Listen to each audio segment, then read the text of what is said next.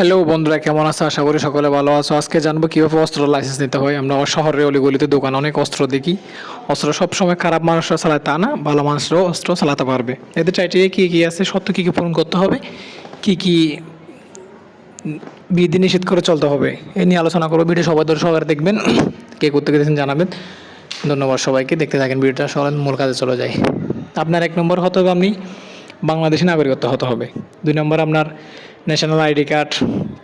এতে আপনার বয়স হতে হবে 30 থেকে 70 বছর। 30 নিচে হলে হবে না, কারণ একটা মিনিমাম একটা লোকের অস্ত্র চালাতে কিছুটা বয়স ও শক্তিও ডিফারেন্স করে সরকার নির্ধারিত করে দিয়েই।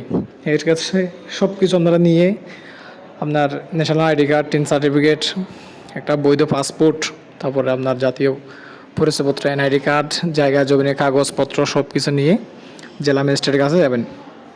সব কিছু ফুলফিল আপ করার পরে জেলা ম্যাজিস্ট্রেটের কাছে গেলে ওরা চেক করে দেখবে আপনার আসলে কি অস্ত্র লাগবে কি না লাগবে না। তারপরে কাগজগুলো নিয়ে ওরা রাখবে। নির্ধারিত একটা সময় নিয়ে ওরা আসবে আপনার বাড়িতে।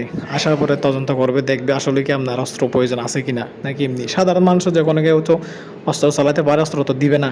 ওরা নির্ধারিত একটা সময় দেখবে আসলে আসলে কি অস্ত্র কি লাগবে নাকি লাগবে না, এ নিয়ে ওরা নির্ভর করে একদিন আপনার বাড়িতে আসে, তথ্য নিবে, যাচাই বাছাই করার পর তারপর নির্ধারিত সময় হয় যদি আপনি অস্ত্র যোগ্যতা হন, তাহলে আপনাকে অস্ত্রের জন্য লাইসেন্স দিবে। নির্ধারিত একটা সময় নিয়ে আপনি ফিঙ্গারপ্রিন্ট সব কিছু দিয়ে কমপ্লিট করার পর আসার পর নির্ধারিত একটা সময় আপনাকে আমরা কল করবে বা SMS দিবে যে আপনার লাইসেন্সটা সম্পূর্ণ কমপ্লিট হয়ে গেছে, আপনি চাইলে এখান থেকে এটা নিয়ে যেতে পারেন। এভাবে চাইলে আপনার সব কিছু অস্ত্র লাইসেন্স দিতে পারবেন। এতে আপনি অস্ত্র লাইসেন্স পেয়ে গেলেন, যে কোনো মানুষকে গুলি করতে পারবেন তা না, যে কোনো মানুষকে হয়রানি করতে পারবেন, ভয়ানক এরকম কিছু করতে পারবেন না। নাহলে আপনার জেল জরিমানা তো অস্ত্র লাইসেন্স সহ ক্যান্সেল করা হবে, অস্ত্র লাইসেন্স ক্যান্সেল করে দেওয়া হবে এবং জেল জরিমানা হবে। কারণ কাউকে হুমকি দিতে পারবেন না, যে কোনো মন চাই যে কোনো গুলি চালাতে পারবেন না। আপনাকে সরকার অস্ত্র লাইসেন্সের ক্রাইটেরিয়া আছে, কত শর্ত পূরণ করতে হবে। বা আপনাকে লাইসেন্স দেওয়ার সময় জেলা ম্যাজিস্ট্রেট আপনাকে সব কিছু খুলে বলে দিবে যে কী কী করবেন, কী কী করতে পারবেন না, কোন জায়গায় গুলি চালাতে পারবেন না। ওরা থেকে জিজ্ঞাসা করবেন, ওরা এমনি আপনাকেও বলে দিবে। জিজ্ঞাসা না করলে সব কিছু ক্রাইটেরিয়া ওরা বলে দিবে। কিন্তু তাও কি একটা জিনিস সতর্কভাবে চলবেন যে আপনি লাইসেন্স পেয়ে গেলে সবাইকে হয়রানি করতে পারবে এভাবে না। যদি আপনার নামে কোনো রকম অভিযোগ যায় থানায়, যে কমপ্লেন থাকে, তাহলে আপনার অস্ত্র চলে যাবে, আপনার লাইসেন্সে চলে যাবে এবং আপনাদের জেল জরিমানা হবে।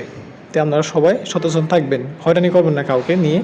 তো এভাবে চাইলে আপনারা অস্ত্র লাইসেন্স নিতে পারেন। তো আজকের ভিডিও যদি ভালো লাগে থাকে সবাইকে শেয়ার করে দিবেন এবং সাবস্ক্রাইব করে দেবেন। কে কোত্থেকে দেখছেন জানিয়ে দেবেন। কোনো সমস্যা থাকলে ভিডিওতে জানিয়ে দেবেন, আরও শীঘ্রই আমাদের কমেন্টের রিপ্লাই দেওয়ার চেষ্টা করবো। তো এই ছিল আজকের ভিডিও। ভালো থাকেন, সুস্থ থাকেন, আল্লাহ হাফেজ। দেখা হবে অন্য কোনো ভিডিওতে। এ পর্যন্ত বাই, আল্লাহ হাফেজ।